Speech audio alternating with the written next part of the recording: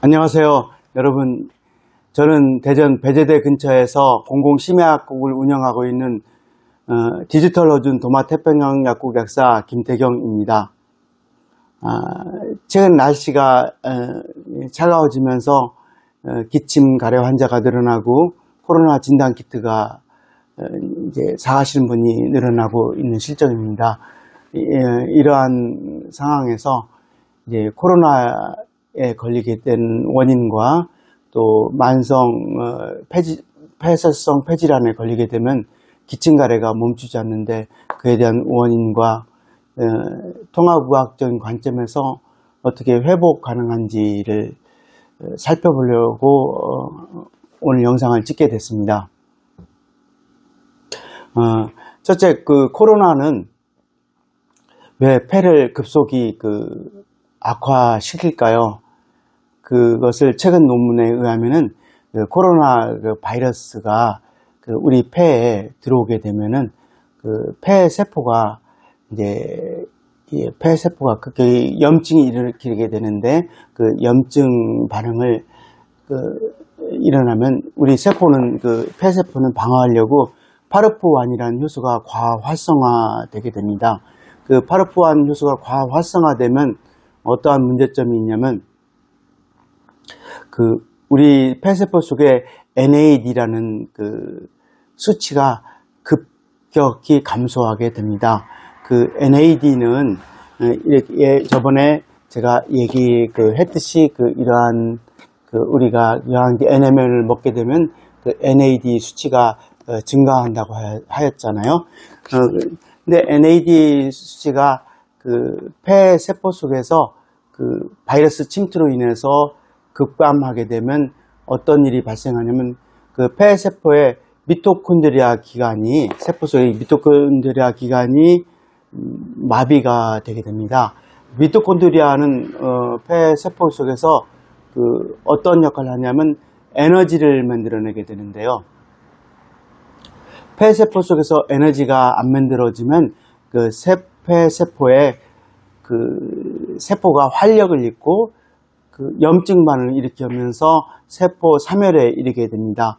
염증 반응이 급격히 일어나게 되면요, 폐 세포가 대량 사멸에 이르게 되고 그것이 결국에는 폐 섬유화가 일어나게 됩니다. 그래서 코로나 바이러스가 우리 폐 속에 들어와서 급격한 염증 반응을 일으키면 결국은 폐가 섬유화될 수 있다는 의미를 뜻하게 됩니다. 그래서 지난번 코로나 바이러스 때 이렇게 심한 사람은 코로나 바이러스로 인해서 폐 섬유화가 생기고 그로 인해서 숨이 차고 그러다가 죽게 되는 경우도 있었죠. 그러니까 결국은 코로나 바이러스를 걸렸을 때 숨이 차고 피로하고 이러한 원인들이 폐 세포 속에 NAD 급감에 있다는 것을 알게 됩니다. 그럼 만성 폐 질환, COPD의 경우는 어떠할까요? 사람들은 이제 만성 폐 질환에 이르는 원인, 그러니까 기침 가래가 끊이지 않고 치료를 해도 잘 낫지 않는 것이라서 만성 폐 질환, 천식이나 이런 기관지 확장증이나 이러한 질병들이 보통 불치병으로 알려져 있는데요.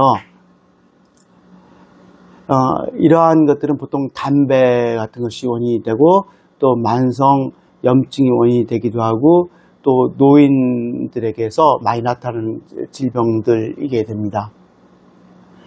이러한 만성 폐질환의 원인에서도 원인이 만성 폐질환의 폐 세포 속에서는 NAD 수치가 굉장히 낮게 되어 있다는 것이 보고되었습니다. 그러니까 코로나나 만성 폐질환, COPD의 경우 보통 NAD 수치가 낮다는 것을 알 수가 있습니다. 만성 폐질환, COPD가 있는 환자에게 코로나 바이러스가 침투하면 어떻게 될까요? 그렇게 되면은 코로나 바이러스로 인해서 그 만성 폐질환 환자의 그 NAD 수치가 적은 상태에서 더 급감하게 되게 됩니다. 그렇게 되면 마치 그 장작불에 그 불을 놓는 것과 같은 효과를 내서 굉장히 그 NAD 수치가 급감하면서 폐포 구조가 굉장히 빨리 파괴가 되고 폐 섬유화가 더 진행돼서 위험할 수가 있게 되게 됩니다. 또 그로 인한 염증 반응이 격렬히 일어나고 또 폐의 산소 교환 능력이 떨어져서 저산소증에 이르게 됩니다. 저산소증에 이르게 되면은 우리 온몸에 그 산소가 부족하면 그 온몸에서 염증 반응이 일어나게 되고 또 뇌세포 속에서도 염증 반응이 일어나서 그 인지 기능 저하가 또 생기게 됩니다. 보통 저산소증에서는 세로토닌이나 이러한 신경 전달 물질 합성이 억제된다는 보고가 있게 됩니다. 또한 이 염증 물질이 그 몸 전역으로 이렇게 폐에서 넘쳐서 몸 전역으로 가게 돼서 만성 피로가 또 오게 되고 그 고울다공증과 근감소증이 보고가 되었습니다. 그러면 폐가 나빠서 코로나나 COPD로 인해서 폐가 나빠서 숨이 차고 그래서 저산소증이 되면은 이것이 저산소증이 고울다공증이나 근감소증과 어떤 관계가 있는가를 살펴볼까요? 저산소증에 이르게 되면은 그 뼈에서 그 뼈의 세포 속에서 보통 미토콘드리아가 작동할 때는 NMN뿐만 아니라 산소가 필요한데 산소가 저산소증이 되면 에너지가 덜 만들어지게 됩니다. 그 ATP 에너지가 덜 만들어지게 되면은 그 뼈에서 조골세포가 활성이 억제가 되고 그 다음에 염증 반응이 일어나면서 파골세포가 기능이 활발하게 됩니다. 곧 뼈가 골다공증이 진행이 되고 뼈가 바서지면서 그 뼈의 성분들이 피 속으로 녹아 나오게 되죠. 뼈가 피 속으로 녹아 나오게 될 때 보통 인산칼슘이 나오는데 인산칼슘은 산성이라서 피가 산성화되면서 그 인산칼슘이 침착이 잘 되는 칼슘인데 이것으로 탁해진 피가 신장을 망가뜨리게 됩니다. 신장을 망가뜨리면서 신장의 그 죽상동화가 진행이 되고 그러면서 신장 기능이 떨어지게 되면은 신장에서 요독소나 여러 가지 독소를 제거하는 능력이 약하고 여과율이 떨어지면서 그 수분이 정체하게 됩니다. 이것이 폐로 가서 폐의 동맥압을 높이고 폐의 부종과 그 폐 기능을 나쁘게 만들게 되죠. 결국은 그 폐 부종이 생겨서 염증 반응을 일으키게 되죠. 그러니까 폐가 나빠지면은 그 골다공증이 진행되고 골다공증이 진행되면 다시 신장이 나빠지면서 폐가 다시 나빠지게 되는 이런 순환의 구조를 가지고 있습니다. 그렇기 때문에 만성 폐질환 그러니까 COPD 환자는 고울다공증과 거의 쌍둥이 같은 관계를 가져서 그 만성 폐질환이 있는 사람은 고울다공증에 걸리기가 아주 쉽게 되게 됩니다. 그래서 이것을 정리하자면 우리 몸은 이 장과 그 소장과 대장과 이 콩팥과 폐는 유기적으로 연결이 되어 있게 됩니다. 어떻게 유기적으로 연결되어 있냐면 장이 나쁘면 장누수라는 게 생겨서 그 장을 통과해서 LPS나 독소 같은 물질이 들어옵니다. LPS는 그 세균의 그 죽은 껍데기 같은 세포벽 성분인데 이것들이 우리 몸속에 들어오면은 신장과 폐와 뇌 같은 이런 장기들에서 염증을 일으켜서 상하게 만듭니다.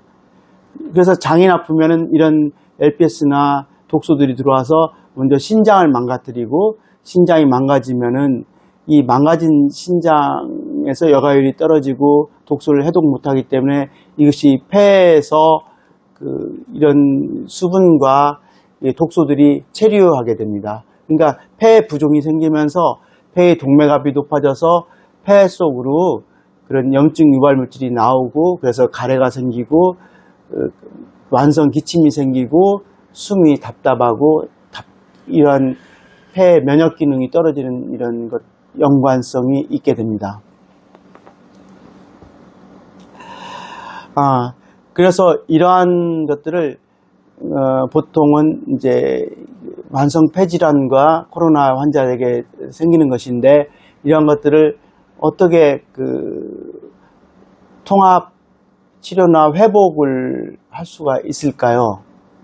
이런 방법에 대해서 먼저 생각을 해보겠습니다. 첫째는 폐가 나빠지는 경우는 폐 세포 속에 NAD 수치가 떨어지는 것이죠. 그래서 세포 속에 폐 세포 속의 에너지를 높이기 위해서 NAD 수치를 높이는 것이 필요합니다. NAD 플러스는 NMN을 섭취하게 되면 수치가 올라가게 되는데, 이 제품에서 NMN이 들어있습니다. 이 NMN을 먹게 될 때 폐 NAD 수치가 올라가서 폐 미토콘드리아 기능을 활성화시켜서 폐 세포가 사멸되는 것을 막아줄 수가 있게 됩니다. 두 번째 생각하는 것은, 폐를 망가뜨리는 요인은 이런 바이러스뿐만 아니라 폐에서 염증 반응, TNF-알파나 인터루킨 1이나 6 같은 염증 유발 물질이 또 폐세포를 망가뜨리는 요인이 되기 때문에, 이런 염증 유발 물질을 없애기 위해서 보통은 유망한 성분으로는 이런 오메가3가 또 있습니다. 오메가3는 흐르는 물과 같아서 이렇게 물로 이제 여러 가지 더러운 걸 씻어내는 것처럼 폐 속에, 폐 혈관 속에 오메가3가 많게 되면은 어떤 일이 발생하냐면, 오메가3는 폐 염증 물질, TNF-알파나 인터루킨 6나 인터루킨 1을 잘 제어하는 특징을 가졌습니다. 또 한 가지는 오메가3는 뇌 속으로 들어가서 뇌의 염증 물질을 제어할 뿐더러 뇌 속에서 신경세포가 죽어서 생긴 베타 아밀로이드를 잘 이렇게 운반해서 제거하는 그런 특징이 있다고 보고되고 있습니다. 곧 오메가3를 먹게 되면은 우울증 같은 것도 좋고, 코비드 환자의 후유증 치료에 좋다고 사료가 되고 있습니다. 세 번째 또는 이거는 저번에 소개했는데, 실리마린 성분이 들어있습니다. 실리마린은 최근에 보고에 의하면은 섬유화에 굉장히 강한 항섬유화 성질을 가지고 있습니다.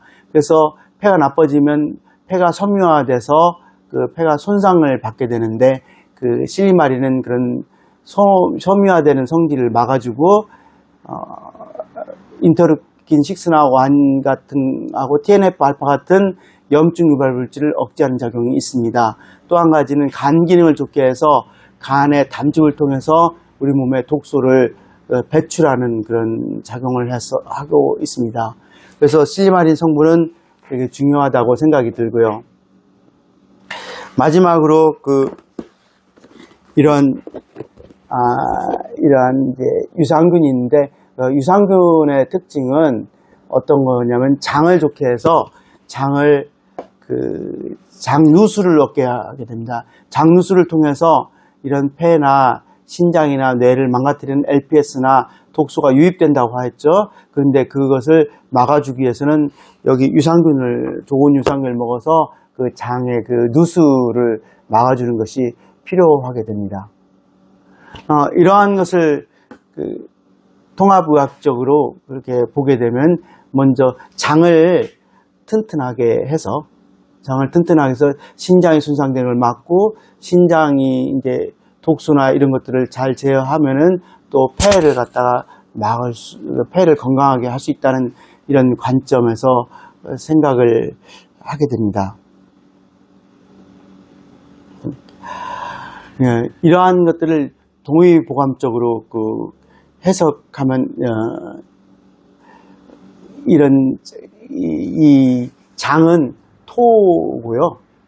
신장은 이제 장은 토고 신장은 수고 폐는 금이라고 해서 토, 수, 금 이렇게 연결되는 고리를 가지고 있는데 현대의학적으로 말하면 장과 신장과 폐가 연결되어 있는 이런 시스템 구조를 보죠.